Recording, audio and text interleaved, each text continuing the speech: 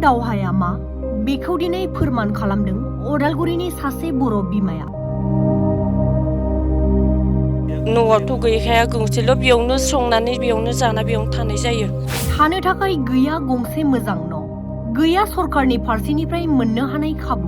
सोलिनायाव दिगदार जादों आरो गथ'फोरा जाहा सासेया माबा फरायना दंमोन, दा हायार सेकेन्डारि पास खालामना थाबाय फिसाला गिदिरा। ओंखाम मुथिसेनि थाखाय सैनांदों गुबुननि न'खराव सानफाथोलो बिमा जिनि बसुमतारिया। आंनिजों हौवा थैनाया माबायावमोन 2023 थैनायमोन, दा बोसोरथाम जाना थांबाय दाखालि जुलाइनि 6 तारिखजों। आं बेबायदिनो हारसिङैनो आङो दा माबादों आरो हाजिरा हुजिरा मावो, माइ गायो, खोथिया फुयो, बेबायदिनो सोलिलांदों। अदालगुरि जिल्ला हरिसिंगा ओनसोलनि खालिंदुवार बिटिसि बियाब सोमलिगुरि गामिनि सासे बर' बिमा एबा रान्दि आइजो जिनि बसुमतारिया थांनाय गोलाव समनिफ्रायनो गावनि 4 फिसाफोरखौ लानानै जिउ दावहाजों जुजिगासिनो दं। फिसाय कमल बसुमतारिया रुंसारि जालांनायनि उनाव जिनि बसुमतारिनि न'खराव साग्लोबनो हमो गोसोम जोमैया, जायनि जाहोनाव दुखुथिया न'खरा गंसेल' गावनि बायग्रेब देरायाव थानानै संसारनि दावहाजों जुजिगासिनो। मख'नो गोनांदि सानफाथोलो गुबुननि न'खराव हाजिरा खामानि मावनानै सोलिनाय जिनि बसुमतारिया थानो थाखाय गंसे मोजां न', लोगोसे गथ'फोरनि फरायनायनि खाबुनि राहाखौ बिटिसि सरकारनि फारसेनिफ्राय दिनैनि दिनाव नागिरबायदों। आंनि थाखाय गथ'फोरनो फरायनायनि थाखाय आरो न' हाबसुना थानो थाखाय न' गंसेसो मोननायबा मोजां जागौमोन। दुखुथिया जिनि बसुमतारिनि बेबायदि थासारिनि सायाव सुबुं समाजजों लोगोसे खुंथाय सरकारा मा राहा लागोन बेखौ समावसो नुसिगोन। जिउआ मोनसे दावहाथिलि, जाय दावहाथिलियाव दिनै थैथां जुजिगासिनो दङ उदालगुरि जिल्लानि सिङाव थानाय गंसे दुखुथिया बर' न'खरा। थारैनो नैबे समाव आंनि केमेरा पार्सन बिथांखौ आङो दिन्थिनो थाखाय खावलायदों। बे नुथायानो जाहैबाय उदालगुरि जिल्लानि सिङाव थानाय नैबे हरिसिंगा सोमलिगुरि गामिनि गंसे बर' न'खर, आरो जाय बर' न'खराव दिनै 4 गथ'फोरखौ लानानै सासे बर' रान्दि आइजोआ दिनै गावनि जिउखौ मोनसे दुखुथियायै बाबै जिथु दैदेनलांनायखौ जोङो बे समाव नुनो मोननाय जादों। थारैनो बुंनांगोन नैबे गंसेल' न', बे गंसेल' न'आवनो थानानै दिनै गावनि 4 गथ'फोरखौ लानानै जिउ दैदेनगासिनो दङ बिथांजोनि मुङानो जाहैबाय जिनि बसुमतारि। नोंथांमोना जिथु नुदों, स्क्रिनाव नुगासिनो दङ, जे आं बिथांजोंनो थोंजोङै सावरायनो नाजानि। जिथु बिथाङा आंनि खाथियाव दङ, आচ্ছা मा बुंगोन, बेसेबां गोबावनिफ्राय बेबायदि हालोदजों जुजिगासिनो दङ?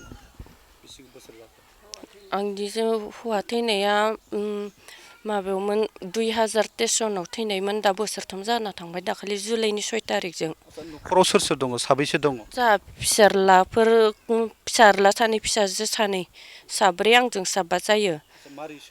आं बेबायदिनो हारसिङैनो आङो दा माबादों आरो हाजिरा हुजिरा मावो, माइ गायो, खोथिया फुयो, बेबायदिनो सोलिलांदों। आरो न'आवथ' गैखाया गंसेल', बेयावनो संनानै बेयावनो जाना बेयावनो थानाय जायो। 4 जोङो। दोङो दोंनाया, दा फरायबाय थादों बिसोरबो गथ'फोरा। माबा सासेया सुमिर बसुमतारि, सासेया माबा राबिया बसुमतारि, सासेया रिजिया बसुमतारि, सासेया निखिल बसुमतारि। बिसोरो दा हरिसिंगा हायार सेकेन्डारि स्कुलाव क्लास 6 फरायदों। आंनो बेबायदिनो मोनसे हाजिरा हुजिरा मावना हैनो होनांदों। हाजिरा मावनायदोंनो सानसे मावबोला खरसथिं मोनसे, ओमफ्राय बिसोरनो बहि गांसे बेबायदि बायलांना होदों आरो। आंनो होआखै, आंनो मोनाखै, मोनाखै आङो। मोनाखै, मोनाखै आङो। गैया, मोनाखै। सिगाङावलाय खालामबाय थादोंमोन, मोनाखै आरो। मिथिया आङो बेखौबा मानो थाखाय मोनासै।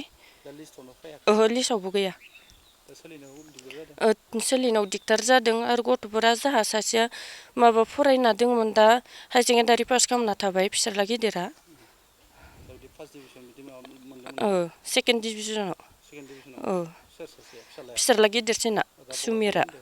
दा बियो गैथ'वा, गुवाहाटियावसो दंहैथ'यो लोगोफोरजों। गुवाहाटियाव मा खामानि मावदों मिथिया। बेयाव 3 दङ आरो गथ'फोरा। आं हाजिरा मावनानै जादों। जेबो मोनाखै आङो। आंनि थाखाय गथ'फोरनो फरायनायनि थाखाय आरो न' हाबसुना थानो थाखाय न' गंसेसो मोननायबा मोजां जागौमोन।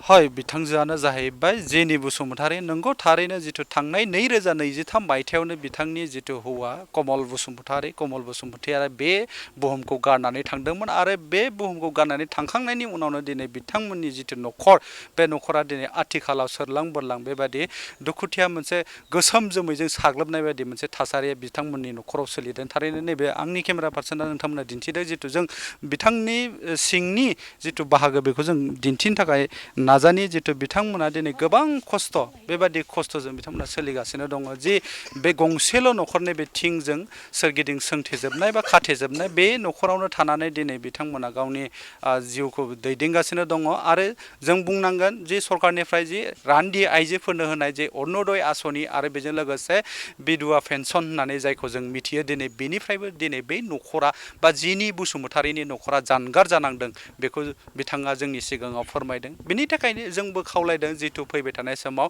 आथिखाल हाग्रामा महिलारि दैदेननाय जि सरकार बे सरकारनि फारसेनिफ्राय नैबे जिनि बसुमतारीनि जिथु थासारि बे थासारिखौ नायनानै आरो बिथांनि जिथु माखासे उन्दै उन्दै खुदियाफोर जाय खुदियाफोरा दिनै गुन गोनां सोलोंथाइ लानो थाखाय गोब्राब नाजागासिनो दङ आरो जिनि बसुमतारीया जिथु हाजिरा खामला मावनानै जि दैदेनगासिनो दङ बेखौ नोजोर बोनानै फैगौ समाव बिथांनि थाखाय गंसे न'खर आरो बेजों लोगोसे थांना थानायनि माबा मोनसे राहा खालामना होयोब्ला बियो मोजां जागौमोन होननानै नैबे समाव आङो केमेरा पार्सनजों लोगोसे उदालगुरिनिफ्राय बड'सानि जानानै सोरांसार बाग्लारि